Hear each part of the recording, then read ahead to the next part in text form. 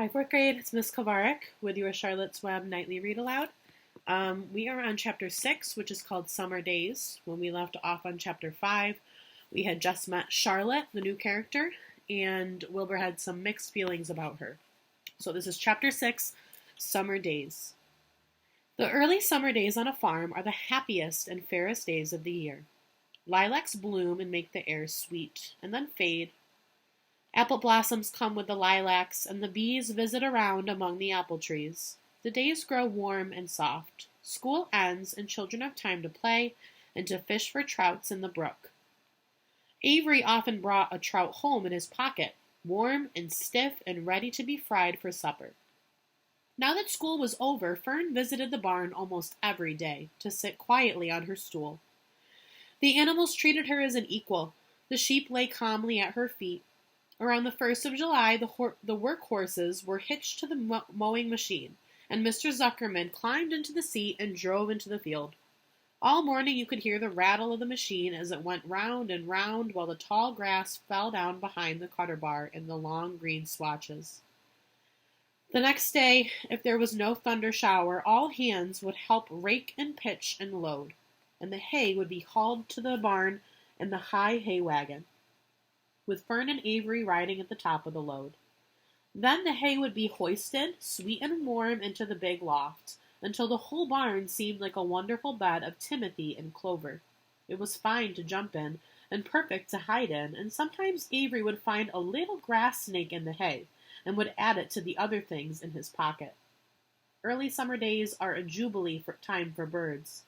In the fields around the house, in the barn, in the woods, in the swamp, everywhere, love and songs and nests and eggs.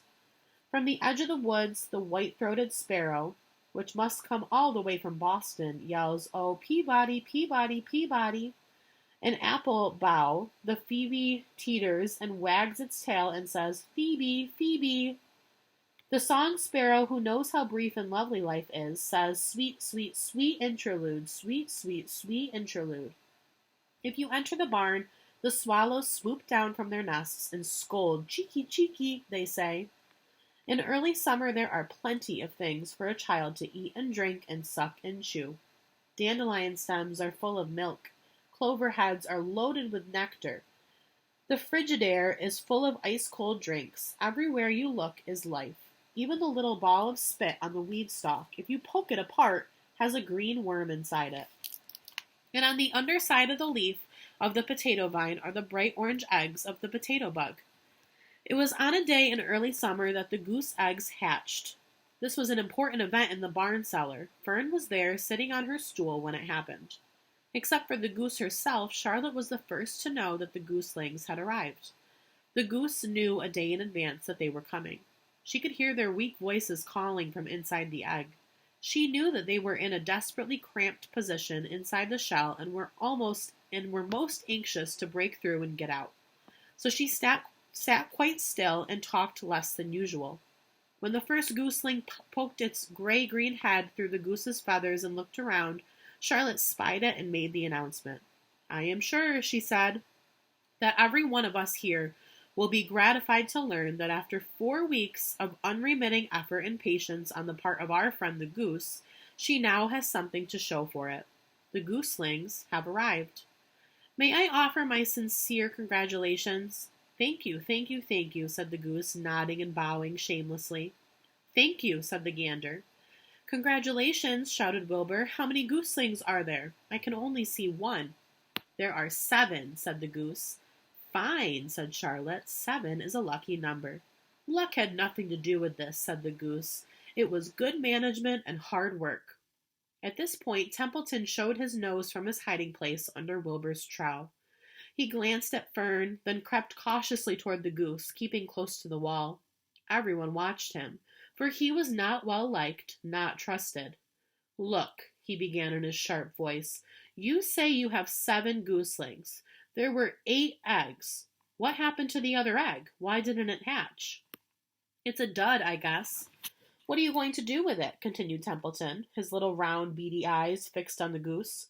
"You can have it," replied the goose. "Roll it away and add it to that nasty collection of yours." Templeton had a habit of picking up unusual objects around the farm and storing them in his home. He saved everything. Certainly, said the gander. You may have the egg, but I'll tell you one thing, Templeton. If I catch you oking your ugly nose around our gooselings, I'll give you the worst pounding a rat ever took. And the gander opened his strong wings and beat the air with them to show his power. He was strong and brave, but the truth is, both the goose and the gander were worried about Templeton, and with good reason. The rat had no morals, no conscience, no consideration, no decency, no milk of rodent kindness, no higher feeling, no friendliness, no anything. He would kill a gooseling if he could get away with it. The goose knew that. Everyone knew it. With her broad bill, the goose pushed the unhatched egg out of the nest, and the entire company watched in disgust while the rat rolled away with it. Even Wilbur, who could eat almost anything, was appalled. Imagine wanting a junky, old, rotten egg, he muttered. A rat is a rat, said Charlotte. She laughed a tinkling little laugh. But, my friends, if that ancient egg ever breaks, this barn will be untenable. What's that mean? Asked Wilbur. It means nobody will be able to live here on account of the smell. A rotten egg is a regular stink bomb. I won't break it, snarled Templeton. I know what I'm doing. I handle stuff like this all the time. He disappeared into his tunnel, pushing the goose egg in front of him. He pushed and nudged till he succeeded in rolling it to his lair under the trough.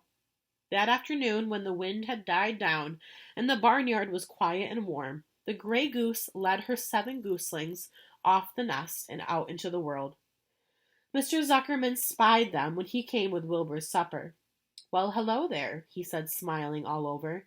Let's see. 1, 2, 3, 4, 5, 6, 7. 7 baby geese. Now, isn't that lovely? It's a picture of the geese and the gander. They're babies. All right, that is chapter 6. So, I want you guys to go back to that Google Classroom post that you found this video on. And I want you to make a prediction.